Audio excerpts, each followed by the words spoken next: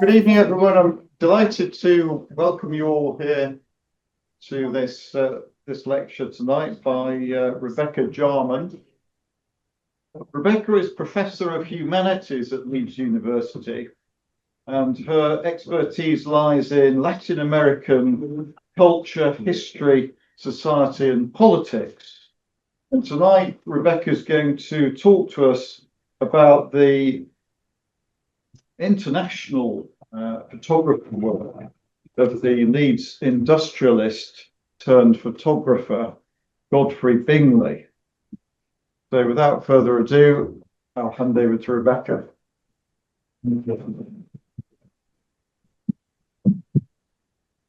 Thanks, Chris. That was nice and pithy. I like a brief introduction.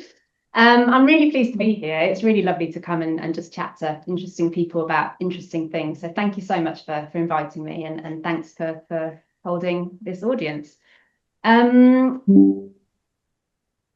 I feel a bit like I'm channeling Godfrey Bingley's ghost. I sort of feel like he's maybe, possessing me and using his spirit to make me do all sorts of things, because he was very prolific and he was a member of all sorts of different societies, and one of them was the Thoresby Society. And he addressed the society and was fairly active, although he was much more active in photographic and geological societies. So in some way, I'm sort of standing here, I guess, quite aware that I'm sort of following in his footsteps. And I've also given talks to the Geological Society, which he was a member of. And again, it's sort of, quite aware that he had done that as well. And so I do feel this proximity with him in a way. Today, I'm going to be talking about 2 trips that he made to Latin America. And that's how I came across his work. So I've spent much of my working life in Venezuela, Colombia, Peru, and Mexico. And one day I was just quite curious to see what the special collections at the University of Leeds, where I work, what they had about Venezuela. And so I found one photo, which is this photo here of a man with a mule. And it was taken in Caracas, in the capital of Venezuela, in 1890. And I thought, oh, that's interesting that there's this photo of a street that I've probably walked down at some point. Held by the university, and that sort of casual catalogue search has led me down a really deep rabbit hole.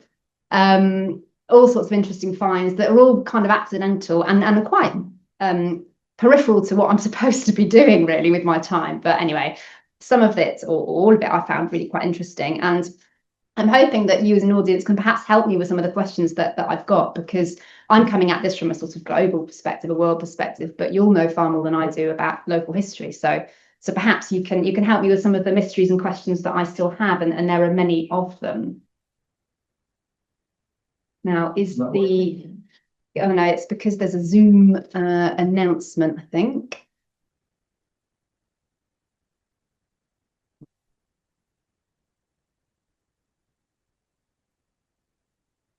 Is it working now? Yes. Yeah, so it's working now. Yeah. So let me see if the clicker. Here we are. So this is Bingley, and I'm not going to talk too much about his life, partly because there's somebody in the audience, Kevin, who has done also lots of research about Bingley and has done a brilliant talk, or in fact more than one talk, at least one of which is recorded and is available on YouTube. So I'll give you the kind of bare basics of his life, but really what I'm interested in doing is looking at his almost kind of taking his view on the world, so sort of accompanying him behind the camera. And I do that quite literally. So I've been back to lots of the places that he photographed in Latin America. So I'll sort of share some of those impressions as well. He was a Leeds-based industrialist in the 19th century. So his uncle owned a foundry on Harper Street. And he worked in the foundry until his retirement, which was in 1884. And he retired quite early. He was in his 40s, partly due to suggestions around his health. So there are some kind of historical records that say that he had congestion of the brain. And in fact, later on, in about 1913, he would entirely lose his sight. So he's practicing photography in this quite sort of condensed period, but he takes it up with a real passion. So he starts photography in about 1887, I think is the earliest record that we have. And he sort of photographs everything and everywhere he goes, really. So these are a couple of interesting photographs from his home. He lived in Ashley, first of all, on Cardigan Road, and then he married and moved to Fernley, which was just next door. So he took those images looking out from his home.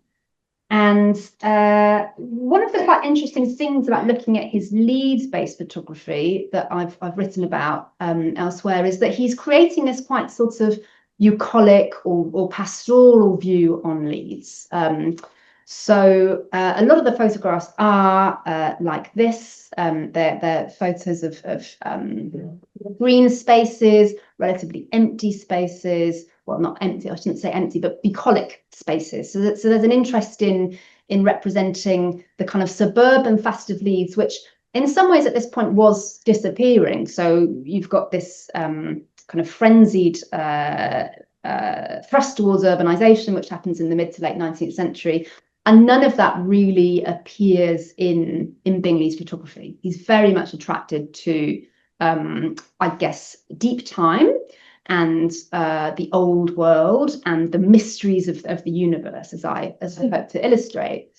I did have a little audio clip here from, there's an artist called Michael Schofield who's done something quite similar to me, actually. In fact, he was the person that inspired me to do it. And I know Kevin's done it through kind of historical means, which is going back to these sites and taking pictures of the sites that he photographed. And what Michael has done is to then look at OS maps of the time and actually see what was there and sort of see how the photography, changes and what he's excluding from his lens and the frame and what's in there.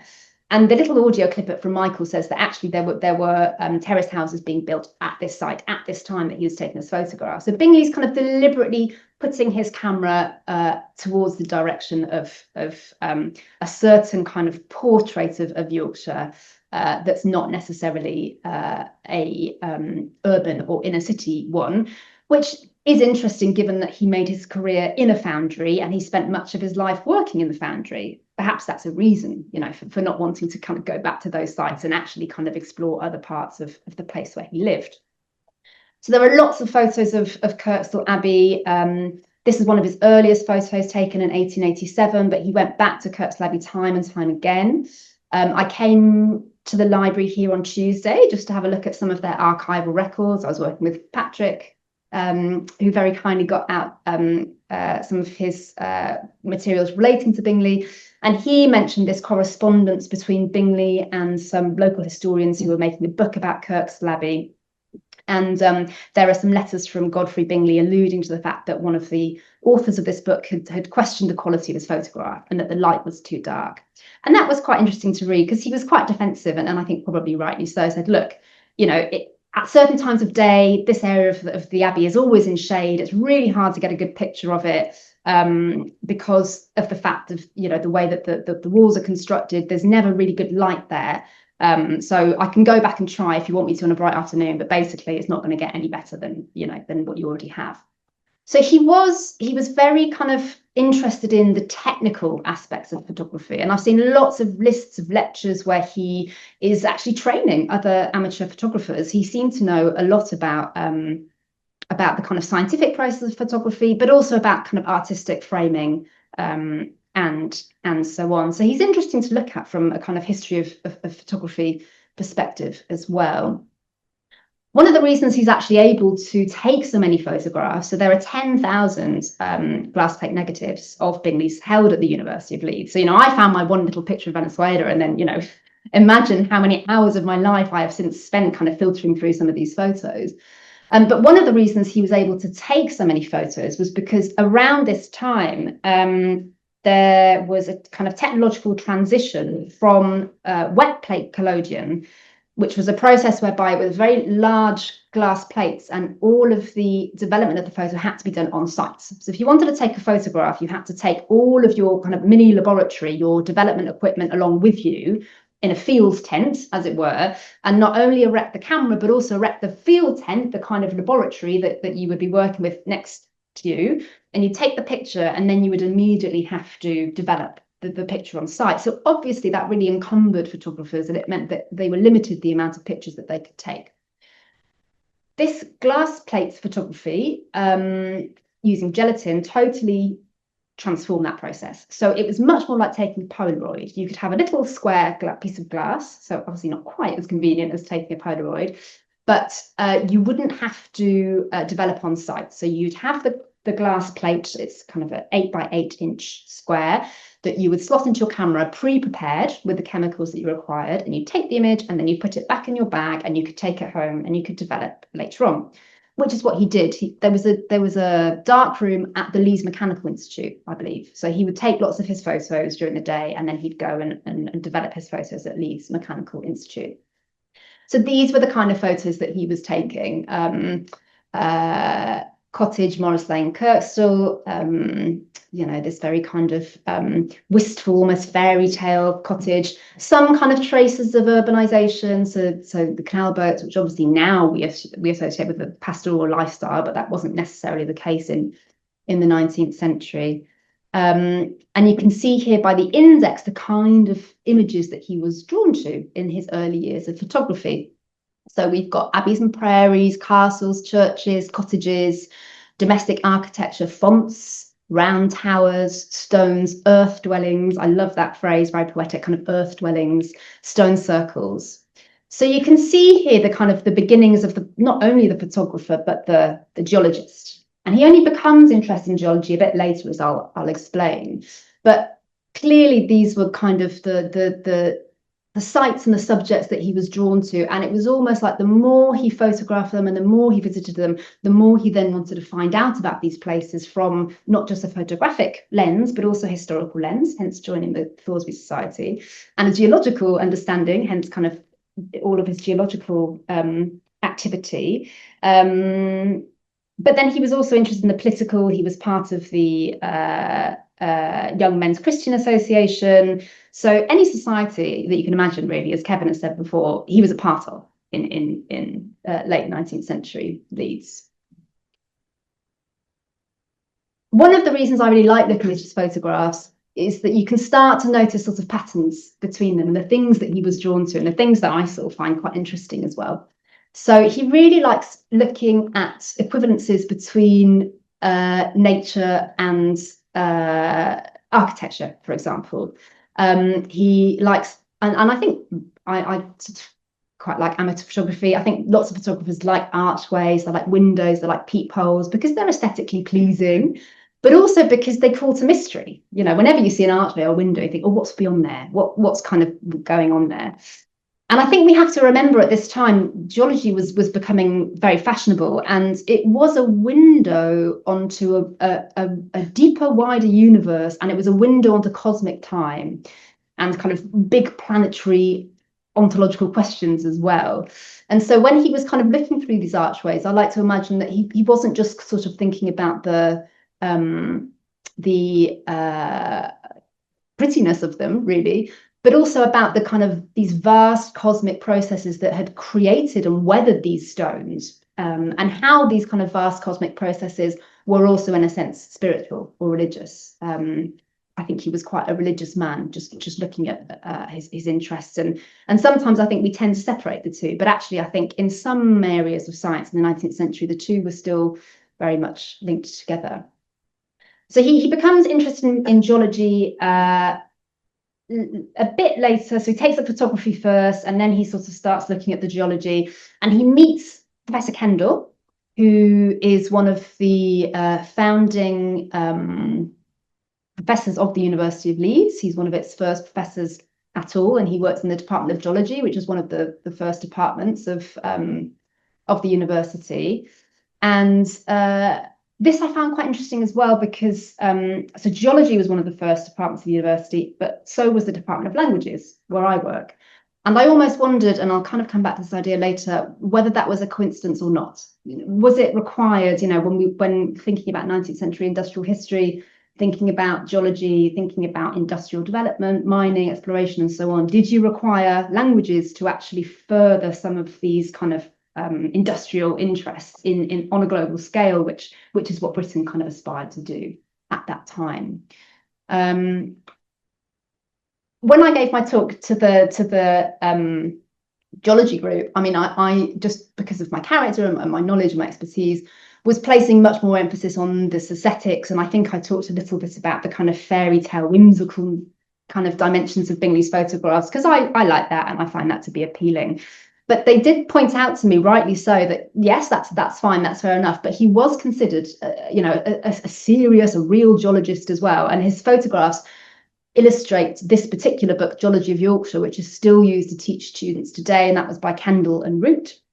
And it's taken very seriously as a geological textbook. And Bingley himself, I think, had acquired through his photography a lot of geological knowledge. So he was invited by the Geological Society to talk about that too. So again, first and foremost a photographer, but I think he built up quite a lot of expertise. And Kendall and Root certainly thought an awful lot of him. They write a kind of lovely dedication to him in the preface to this book. But here's my kind of whimsical side again. I mean, one of the things I quite like about Bingley's work is that he likes interesting kind of sculptures in the landscape, and he really likes kind of looking at anthropomorphic features too. So he's drawn to different images that have the names of flora and fauna, like mushroom rocks. I think the next image, is witches' pinnacles in Norway, for example. So I also kind of like the idea that he's creating this kind of fairy tale world in a way.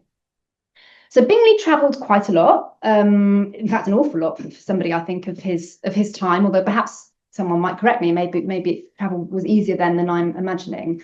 But he travelled all about the place in the UK, really the length and breadth of the country. And in fact, the archive's amazing if you want a picture of almost anywhere in the UK between sort of 1888 and 1913. That's your place to go, because he was so well travelled around the UK, and he travelled with all of the different societies he was a member of. And it's quite, the dating's not always accurate, but it is quite interesting dates, as I was doing in preparation for this lecture, because he was just on the go all the time. There's a photograph from pretty much every day, which, obviously now with our smartphones, you think, well, so what? We just think about the amount of images we produce on a daily basis now. But I think then that was probably quite unusual. So this particular photo from Norway is not dated in the archive, but I was putting together, cross-referencing between minutes of the societies that he's involved in and press cuttings and some of the notes that are available. I think this was taken in 1901. Don't know why he was in Norway, but he gave a lecture in 1902 about his trip to Norway. Let me see if I can remember where that lecture was. Subject of lecture delivered to Leeds Photographic Society in 1901, a bit more about Norway. So he's obviously kind of taken by his trip there. He travels all over France. Here's a picture from Tours, Italy. And this one I particularly like the leaning in brackets, just in case you didn't notice. No idea what he was doing in Italy, no record, haven't looked into it. I think he was in Belgium for a photographic convention. So he was involved in newspaper societies, but also international societies too. And often, as I'm sure you know, these societies had kind of subsections or photographic sections. So as well as being involved in the kind of Yorkshire branches of different societies, he was involved in the UK Photographic Society and the Geological Society, and was present at international congresses as well. So I think we're quite sure that that's why he was in Belgium. But he went to Ireland quite a lot as well, Switzerland, France. He travelled quite extensively in Europe. Now, my interest, and this is where it comes in really, is in two trips that he took to Latin America. The first was in, I think, 1890 until 1891. I'm not 100% sure about that, and I'll tell you why in a minute. But I think that's more or less when I've been able to date it to. I think he travelled on so this is all research I've only done sort of today and yesterday. And one of the reasons I like kind of giving these lectures is that it actually propels you to take kind of questions further and go back to what you didn't do before and kind of, you know, brush up a bit on stuff that you really should know. So I was just sort of digging around in archives, online archives yesterday and the day before. So he was travelling, I think, for at least part of this journey on the RM Avon, which, as you can see here highlighted, had a route between Southampton to Colón, which was then in Colombia, but now is Panama. And I had looked through a different kind of roster of newspapers, and it seems like that ship was kind of going back and forth fairly regularly. It would be a question of going to the kind of logbooks and the ship records and so on to be certain of that. And I think, and this is looking at the photographs that he took and the locations of the photograph and the dates of the photograph, that this was the route that they took. So I think they arrived in New Orleans and went down to Yucatan in Mexico, then to Belize, then to Nicaragua, Costa Rica, Panama, stopping off in Cartagena in Colombia, and then Caracas, and then heading home. Now, the reason I've sort of become uncertain about this, and in fact I spent the next slides, you'll see I've tried to order them in the order of his trip, and I spent hours reordering them and ordering them again because I'm not sure, and it's because the photos taken here, so from Caracas up until Nicaragua, are all dated 1890. And then from Nicaragua northwards, it's 1891. So when I kind of realised this a couple of days ago, I thought, oh, I've got the direction of travel wrong. It must be that actually they went in the reverse direction. But then there's one photograph that's titled, on the RMS Avon, that's titled From Nicaragua to Costa Rica. I mean, that's in the title. So if he's put that in the title and they were going southwards, either they were doing a funny trip, maybe, you know, based on winds or something in all sorts of directions, or there's something wrong with the dates, or something doesn't quite add up, basically. But there's lots of things that don't add up about this trip, and I'll talk about those in a minute. So I'm going to go with my kind of, let's go with a sort of simplest hypothesis here. I'm going to go with the kind of the map that I've used historically, but open that perhaps up to debate, and show you a few pictures from those trips, maybe say a little bit about the places that he visited, and sort of start to think about what he might have been doing there as well. So the nature of the photographs in the Americas changes quite dramatically on this trip. So all of a sudden, we've gone from quite a kind of bucolic leads where, I should mention, there are very infrequently pictures of people. So Kevin has kindly shared to me some pictures of his relatives, his wife, we think we've seen, his daughters, in a personal album that exists. But in the kind of university archive, there really are very, very few pictures of people. He was far more interested in geological sitters, as I like to kind of imagine them. When he goes on his travels, suddenly he's much more interested in people and in urban scenes and urban panorama. So he's giving a kind of creating a very different lens on 19th century space when he's abroad. These pictures are taken from the coast of Yucatan in Mexico, and it's the Roman Catholic Church. So suddenly he's kind of swiveled away from these stone kind of monolithic structures to a Roman Catholic Church that looks quite different. And I think here also he starts to become more interested in archaeology. So he does also join the Archaeological Society after this trip. I'm not sure if it was this trip that prompted it, but there are lots of pictures of the archaeological sites that he visited. These are just a couple of examples. He then travels down to Belize. I think he was quite interested here in this idea of houses on stilts. You can see this house is kind of precarious, well, maybe not that precarious, but built on top of this platform. And there's quite a few pictures of those houses. And in fact, now I look at it again, you can see that some stilts in the foreground of the picture. So I wonder if that was actually being built, and that's kind of what captured his attention there. And then there are also pictures of well, this picture titled San Juan Greytown in Nicaragua washing. And again, here we've got the presence of people, and I wonder what they made of the camera, and you know, if they were kind of asked to be in the picture, to what extent it was staged. At the time in the UK, it was quite fashionable to, well, from about 1850s, I believe, quite fashionable to do slumming or slum tours, whereby people, normally fairly well-to-do people perhaps of a philanthropic disposition, would be taken to the slums of London and guided round and introduced to people that could talk about, you know, the area where they were living and so on. And photographers quite quickly kind of got in on that trend, really, and started to take lots of photographs of inner city settlements of quite dire poverty, and then would use those images either for philanthropic purposes or not. You know, there were kind of anthropological interests in these images too. And so Bingley, while in Leeds, obviously shied away from that. You know, that was not something he was interested in. And yet here we get a slightly different view on society and on the people that make up that society. So very interested in taking pictures of women, especially. I've noticed a lot of women in this part, women of colour in this part of the archive, where again in Leeds, when you do get pictures, generally speaking, they're of men, because they're pictures of people that were on field trips with geological societies and so on.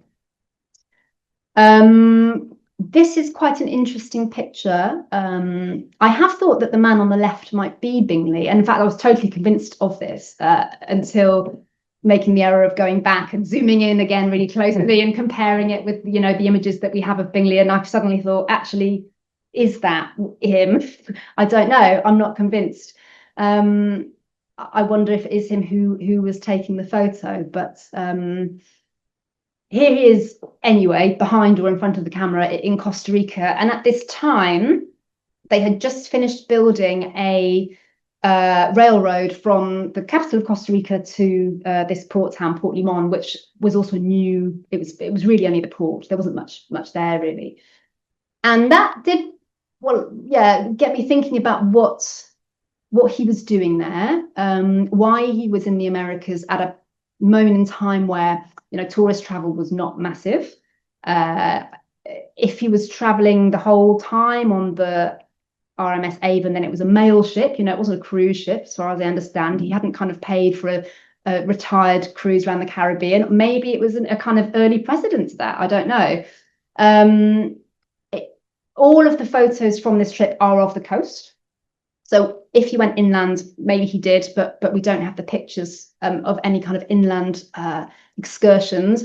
But feasibly, he could have gone inland in Costa Rica, for example, on the railroad. There are quite a few places on his trip where that would have been less feasible, because roads were not of a great quality. Well, they're still not of a great quality, really. And so traveling anywhere just took days and days and days. And sort of trying to put together the dates, like I've said, I don't think he was there for that long. So my suspicion is that he was just stopping off at these places on the coast that we have pictures of. But I may be wrong. We'll come back to that.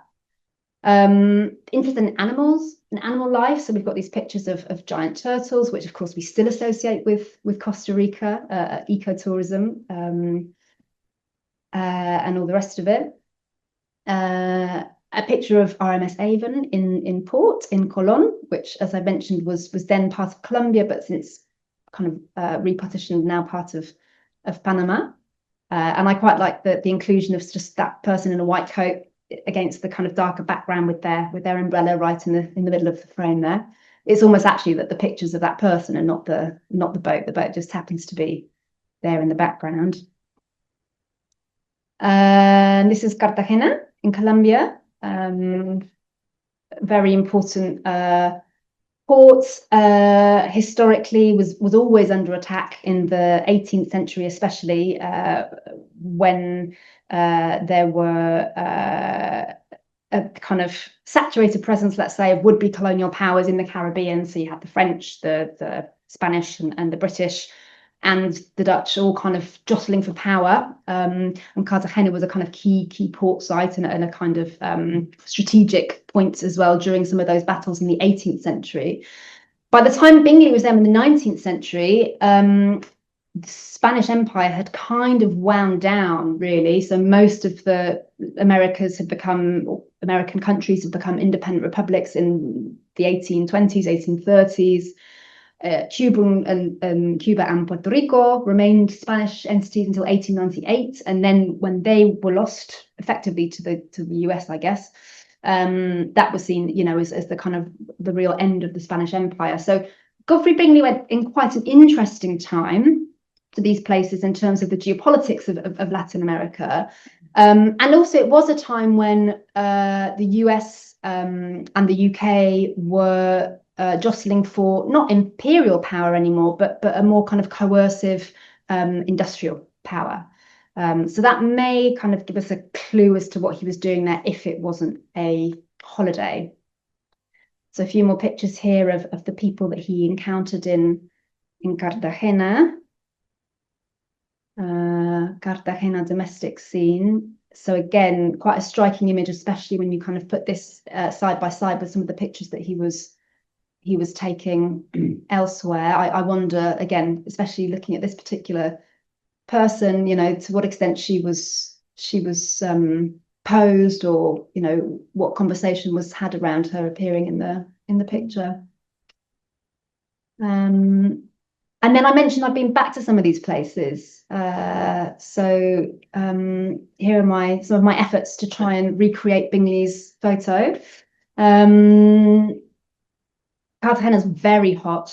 It's like stepping out into a wall of heat, and I wanted to go out and try and capture these scenes in the middle of the day because, like Bingley, you know, aware of light and wanting to kind of get the right visibility, but it was swelteringly hot, so it was a bit of a kind of, you know, click and run type situation, but it was fun to do, and not necessarily straightforward either. So I think that the scene on the left and the right I found fairly quickly.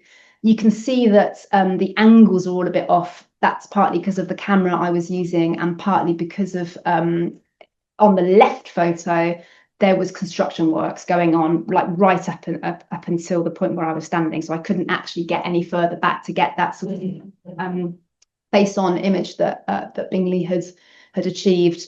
The middle one, so Bingley or whoever had written on the negative, because lots of the negatives have handwritten labels, had actually misnamed the square where this was taken. So he named another square in Cartagena. So I spent ages wandering around this other square, being like, well, I need to find this building with these turrets, and I need to find, you know, I couldn't find it. And then it was just by chance that I then kind of gave up and walked off and went to this other square. And actually, now you look at the two side by side, you know, I'm fairly convinced that is the view that he had. So yeah, always a bit of an adventure there.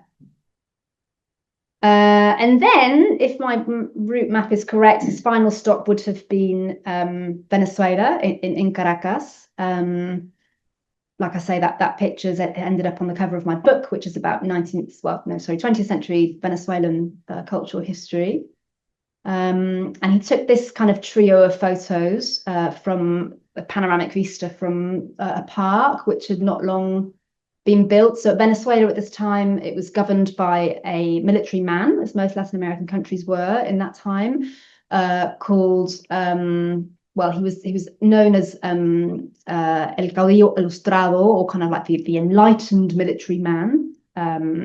He sponsored quite a lot of urban development in Caracas, quite a lot of kind of fin de siècle style parks and buildings, neo-Baroque buildings. And so he was seen as this kind of enlightened despot in a way, although he wasn't as despotic as some of his fellow successors.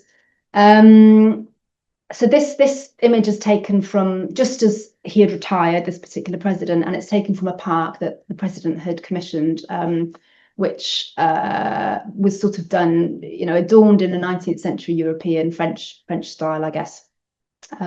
So you can sort of put the triptych of images together and sort of see that he was creating this this trio. And the audio here is of me speaking to somebody, a former colleague of mine who is from Venezuela and who's an expert in Venezuelan history. And he was convinced that you know, the audio kind of says, Rebecca, you should go and look in the MI5 archives if you want to find out what Bingley was doing, because he thought he was there, you know, on commission by an oil company or a mining company. And he said, you know, there's no other reason he would be there in Caracas at this time. There was nothing there. It was a dead end place. You know, you can see from the images, even the mountains are telling you it's a dead end place. You know, there's nothing kind of else to be done here. So he must have been there prospecting for oil or other minerals. And when we initially had that conversation, which was probably about 5 or 6 years ago now, I thought, oh yeah, okay, yeah, I guess that probably is why he was there.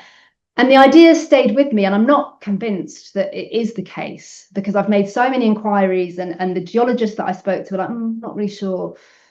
But the interesting thing about this trip is that it's just been erased out of history, seemingly. You know, I found no record in the minutes of him even going.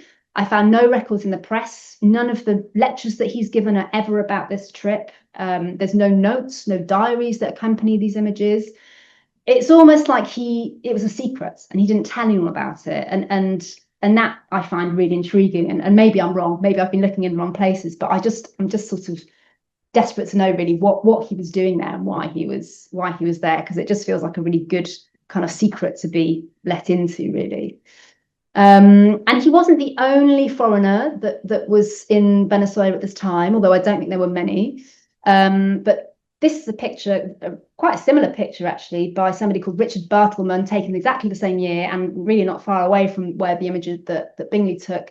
Bartleman was from the US. He was part of the US Legion, which kind of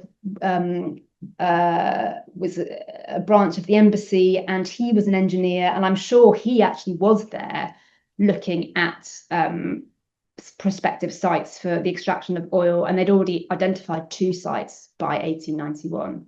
So it's not out of the realm of possibility, but it's something that I still have absolutely no evidence.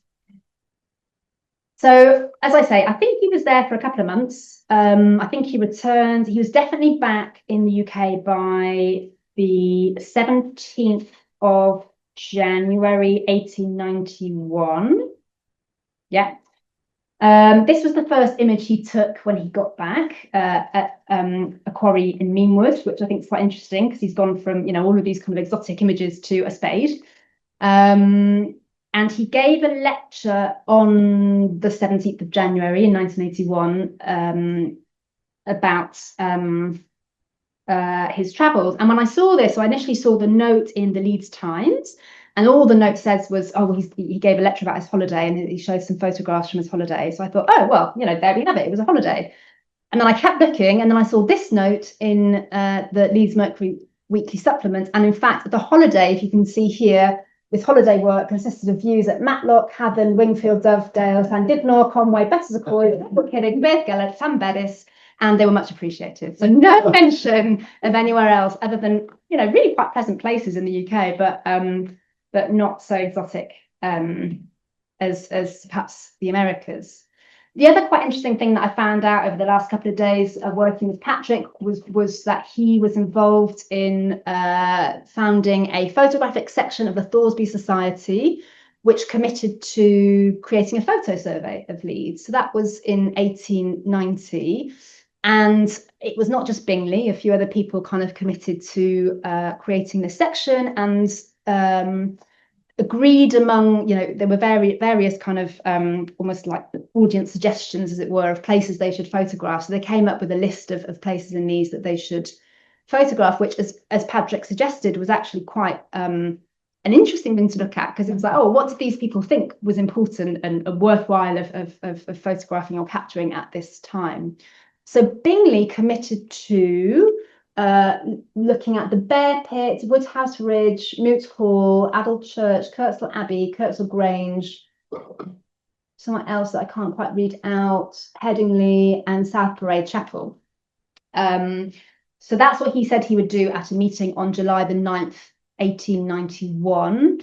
But he also got a bit distracted because at the time he was still photographing rocks, both locally and also slightly further afield. So I quite like this one, Tunbridge Wells Toad Rock, and you can see this this tiny person here being used for scale. And then he went off immediately after that meeting in July to Dundee, had a trip around Scotland, took lots of pictures in St Andrews and Stirling. And on that trip, also visited Rosemill Quarry and took quite a few pictures there. So we clearly kind of have this geological interest very much present, very much developing at this time. When I spoke to the geologists about it, their kind of sense, and I'm sure they're right, was that when he visited these quarries, it was much more for kind of pedagogical or educational purposes. So he was going, photographing them, and then these images were being used in textbooks, but also as he was visiting them, he was learning more about, quarrying and geology and the archaeological finds they would often kind of come across in quarries and the different stones and all the rest of it. So they kind of seem to think that was the kind of reasoning behind visiting lots of quarries, which he did again all over the UK. So we can see another picture here taken in Meanwood in 1892. Fossil route in Meanwood in 1894. And then it's in 1895 when this image took that he joined the Yorkshire Geological and Polytechnic Society. At that point, it was gaining prestige under the presidency of Frederick Robinson, who was second Marquess of Ripon. And he was an active member until 1927, his death, and he acted as chairman quite a few times. He was vice president for a while. So he was really quite engaged with the Geological Society as well. Patrick was asking me when we met on Tuesday because it's about the photographic technology that he was using. And again, based on that conversation, I went back and I thought, I'll have another look at this. And he was still using the gelatin glass plates almost always, but he was also experimenting with nitrocellulose at this point. So I could find some records from 1896. Which was first used in 1889. So it's quite a new technology. The images that he took with the film are not actually available in the archive because they're so corrosive, and they're basically, I did actually see, one of the archivists showed me some of the film that Bingley used, and it's basically sort of being eaten away by the chemicals that were kind of used on it. So the images are really hard to see, and I don't think the archivists want to touch them because they'll just fall apart. And also because they're highly flammable and toxic. So that kind of part of the Bingley archive, which isn't huge, but is significant nonetheless, has more or less kind of been effaced as well and is just kept locked away in a cabinet on university premises.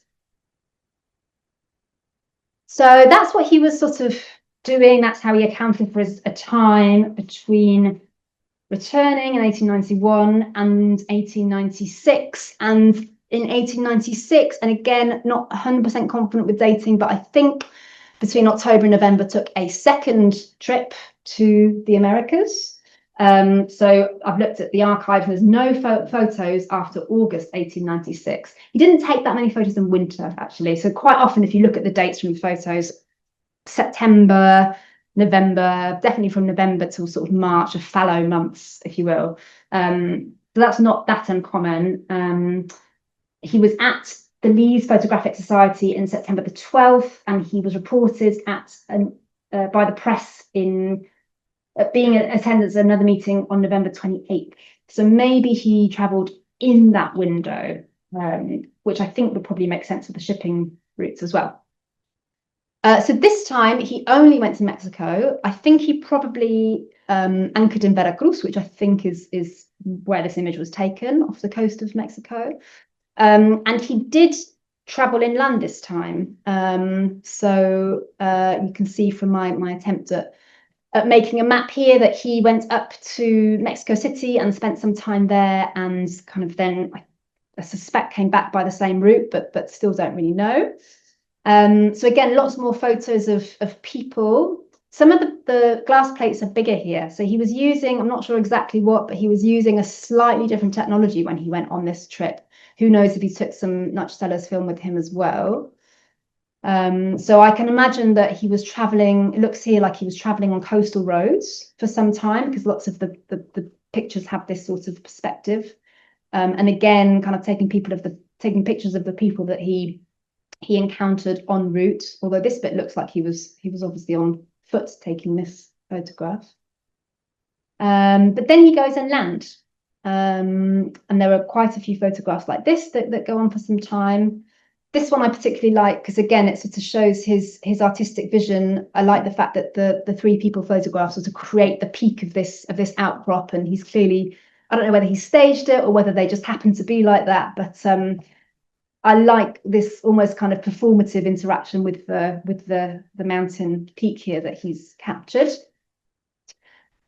Mexico at the time was another country that was interested in developing its oil and mining reserves. And so if there is an argument to be made for prospecting, I wonder if it's actually more likely here, or I wonder if that's because I've just got a little bit less information about this trip at the time, and so it seems more possible.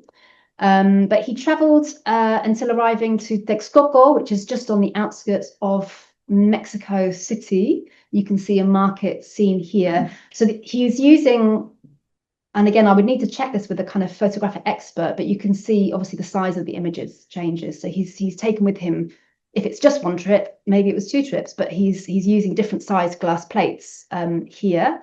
Perhaps that's just sort of take landscape pictures, and then when he gets to the city, because Texcoco is basically a kind of suburb of Mexico City, he switches to these smaller plates. This one I quite like as well. I quite like the symmetry and the look of this one. Agave plantations just on the outskirts of Mexico City, taken in 1896. And then here you kind of get an appreciation of his interest again in symmetries between people and their surroundings, patterns and shapes and lights and all the rest of it. And Bingley, you know, I've kind of gone back and taken pictures that Bingley has taken, and likewise Bingley was taking pictures that other people had taken in the past. So I just happened to come across, this is a picture of Bingley's Mexico disused fountain taken in 1896, which is kind of a mirror image of this picture taken by Claude Désiré Charnay, a French photographer who travelled quite extensively in Mexico 50 years earlier. So in some ways, photographers are always kind of reproducing an archive, they're reproducing an album, and they're kind of going back to sites that people have photographed before, because these sites, in a way, I suppose, have a kind of an attraction and a universal pull. The other interesting thing to note here, and then I'll start wrapping up, is that some photographers in Mexico, or some people working within the mining industry, especially from the US, would often postulate or pose as photographers on their travels, because photography was taking off as an art in the country in the 1850s, and there was a huge boom in Mexican photography in the mid-19th century. And lots of foreigners did come and bring the equipment, the technology, but also the science and the know-how to sort of train people up in taking photographs.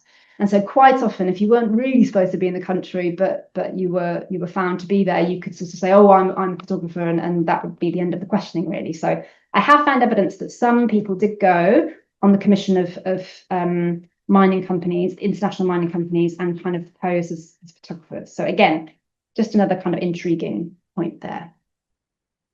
These are the pictures that Bingley took in Mexico City, and some of my attempts to recreate the pictures. This time I actually went with somebody who, well, he was an Uber driver who I commissioned into trying to help me find some of these places, and I think he lost interest far before I did. Especially this one here, so the disused fountain we couldn't find. We think we might have located the place. We asked quite a few people around, and I looked up some sort of historical documents, and I think it might have been there, but also I just took a picture of a blank piece of pavement because it was quite convenient just to say, oh, it doesn't exist anymore. So here it was, you know. So yeah, this is, well, actually Cartagena as well, Mexico City, both really touristy sites. So in some ways, some of the places were easy to find because, you know, they were, you know, this is like the kind of Montmartre equivalent of Mexico City, right? So, you know, everybody knows where that is. So that was easy enough. But some of these streets, like this church scene at the end here, that took me quite a long time to find. Had to go around quite a few churches until we found that one. So just to finish up, there's another image that I haven't really looked into and that I haven't talked about really. But Bingley, there's just 4 images of a trip that he made to Rhodesia. Again, no date, no further information. So I've got no idea when he went. But he took about 4 images of a coal mine there, and also some of these kind of cross-section diagrams, but no mention of the trip in any of his talks. So again, that's sort of given me food for thought, really. So I'll finish now. Very happy to engage with any kind of questions. And if you're interested in knowing a bit more, I've made a podcast about Bingley. And I've published an article about him, which is much more about the kind of impressions of his photography as opposed to the history of it, although it does kind of do that as well. So very happy to share those things with you if that's of any interest. Thanks very much.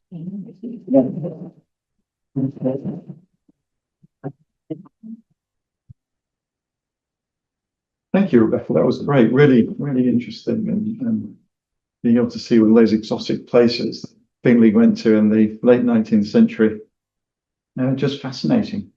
Now, I'm sure there will be some questions in the room, and probably some on the chat on Zoom from those at home. Does anyone in the room have anything to? Yeah, this lady. Yeah,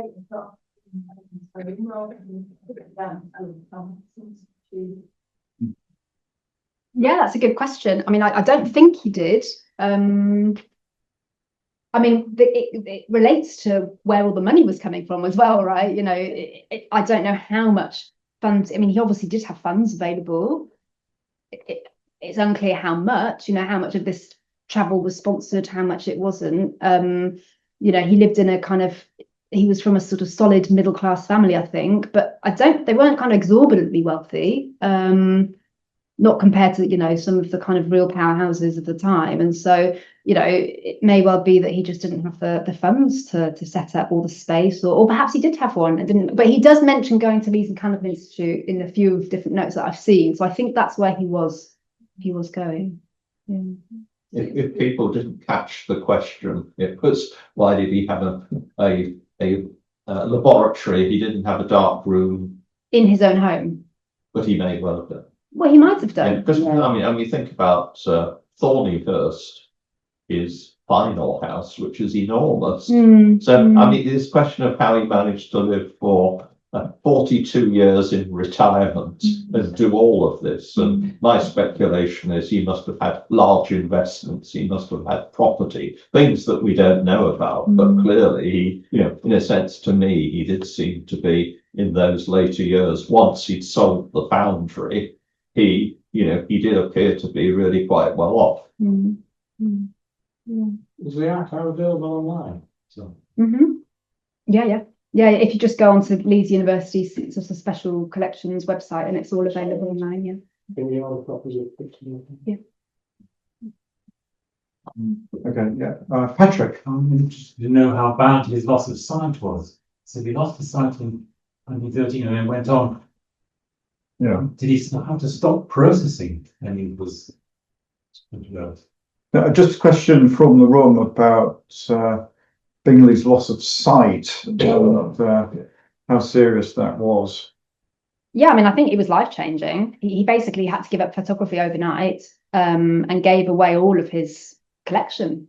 And that's actually sort of how the University of Leeds ended up with it, because he gave it to Kendall, who then made the argument that it was valuable as a educational resource. So I think the university authorities were a little bit, from correspondence I've seen, were a little bit skeptical at the beginning, because they're like, well, there's quite a lot of it, you know, where are we going to put it? Which is, you know, is ever the question for special collections and libraries, isn't it? But Kendall made the point that, you know, it'll be used for generations to come. It's a geological resource, you know, we must have it. And so it was given to the university, and actually you can see records of him giving bits of the collection to other places as well around about that time, because I do think he went totally blind at that point. And then he starts to, you can see as well from minutes and meetings and stuff, he does start to wind down his other activities at that time, but he is kind of active. I've seen records until about 1920 of him doing bits and bobs, but far less prolific than earlier years. But it's also kind of on that related point, really interesting to see then what happened to the collection, because it sort of reveals different changes to university disciplines. So it starts with geology and then it goes to history, because obviously they think, oh, actually this has got historical value. Then history say, oh no, we think it should go somewhere else. So then it goes to, I think, archaeology. I think we had a department for a while, or antiquities, and then it kind of changed again. And now it's in special collections and they're digitizing it. So it's kind of moved around quite a lot. And I think it says a little bit about, the university's approach to what is a useful kind of pedagogical resource, and what do we do with these things. I'll just ask about, you said that some of the images were toxic. Are they going to be looking to digitize those as well, or are they just too toxic to make these? So a question here about the toxicity of some of the images that are in the university archive, and how much of a problem that is. Yeah, I wouldn't know enough to comment with authority about, a single exposure. If, I have actually seen them being taken out of the box. So you can get them out of the box. But the issue is they're all falling apart. They're all crumbling. So I don't think, aside from the toxic element where, perhaps repeat exposure might be dangerous to human health, I just don't think they would survive being put through the equipment. So that's the question. I suppose it's balancing the toxicity and the images you actually touch them against how long they are actually going to survive. Yeah. Suppose it's going on. Yeah. Eventually, but no one's left. Yeah, exactly. No, they are being, but then also they may well be lost even sooner if you try and digitize them. Absolutely. Because you've taken them out, and then so self-fulfilling, isn't it? So they haven't digitized any of them, and I would be surprised if they did. I mean, the feeling was, when I've talked to the archivists, that they just thought it was best, because it was such a small part of the collection. They thought it best just to leave that alone. Yeah. Yeah, Kevin. Yes, the comment that Professor Kendall makes in the tribute to him in the Yorkshire Geology book says it was amazing how Bingley walked hundreds of miles with him through difficult terrain, carrying this photographic equipment. And of course, as you said earlier, in his youth, or I don't know, in his sort of 20s, he'd have years off from the foundry before he owned it, at any rate, because of ill health. So, because I'd always thought, well, how did this man who, as you say, had this sort of chronic illness do all this? But the question about the South American photographs is that there are only, about 150 or less? And I just wonder about, carrying the equipment round. Are there so few of them, relatively speaking? Because if you're going all that way, is it simply the physical bulk of the equipment you've got to carry around with you means that he had to ration out, the number of pictures he could take? I'm sure that's the case. Yeah. I mean, I'm also sure he probably had porters, yes, to help him out. But yeah, I mean, there's no doubt that that's certainly one explanation for the fact that we've got far few images, and they're not really dated, they're not labeled as thoroughly. Perhaps he was just having a nice time. He had other things to do than sit around and and it may also be that he developed them all when he got back, and so he was sort of, maybe the date that they were developed and not taken, maybe it was done in a bit of a rush, you never know. There are all sorts of explanations, and maybe there are a few more images and we just don't have them. They've gone elsewhere, who knows? But I think you're totally right. I think he definitely would have taken fewer while he was there for that reason. Yeah. But there's no evidence. We see these photographs of groups. Those couple or whatever of groups of people who presumably he went with, but we don't know who they were. Well, that was also my next kind of thing. Okay, so the shipping logs and the routes and the rest of it, and then being more kind of forensic about, okay, so who was he with? I think that would be the next thing to do on the list. Yeah. Yeah. Are there no letters in the collection at all? Because normally with sort of historical people, or when you're researching, you get a lot of information from correspondence. Was there none? No. At all? No. There's a couple of notebooks, but they're technical. Oh, really? So, and again, they all relate to his kind of UK travels. So they're notes about things like exposure length, time of day, some of the chemicals that he was using, titles of images, that sort of So thing. there's no sort of family papers? Or... No, well, No. they may exist, but we haven't but found they them have- yet. No, so you'd think it would all be there, you All know, together. letters home to his wife or. I think because he donated the collection during his lifetime, and because it was actually quite a long time before he died, I guess that may account for the lack of that, because normally it's a whole, Yes, you boxes and boxes of stuff, isn't it? And you're like, exactly, have all of this. Yeah, and you get documents and letters. Yeah. But that's a Which would real be amazing. thing. Yeah. I think that's where you find all Yeah. the secrets. Yes, Yeah. but relating to Patrick's point, because he did the donation himself, I think that, It's been selective. it's been selective, and that information may have gone elsewhere or may have been destroyed, or, we just don't know. Yeah. So does he have descendants? Well, Kevin can tell us about They that. had two daughters. And of course, the photograph album, the anonymous photograph album that was passed on to me, what turned out to be by one of his two daughters. One was called Edith, and I forget what the other one's called. But either way, it was Alice Puttvale Platts, whose album it was. He was her grandfather, and so in there are a couple of photographs of his wife and the two daughters. But yes, it's a tricky subject. I mean, I've traced, the Huckvale family, and then it seems that Alice Huckvale, her mother Edith, and there was another brother who had ended up in Leeds and things like that. But it's quite a complicated picture, but it is frustrating. I mean, one of the things I was going to say was that, of course, this is absolute determination that he wasn't going to photograph anything modern. And it's funny because, I go around Leeds photographing what's new. And when you look at, there are a few photographs that are modern things, but, all these photographs of all these abbeys and castles and historic buildings right across the country, it's a phenomenal collection. So anybody, any other part of the country would think this Godfrey Bingley archive is actually really rather useful, which is, is it history, is it archaeology? But steadfastly, you think, I wish you'd taken a photograph of this, that, or the other that was being built in the 1890s, but determinedly, he wasn't going to do it. Yeah. Okay. Are there any no questions on Zoom? Nothing else in the room? Okay. Well, before I just thank Rebecca finally, can I just remind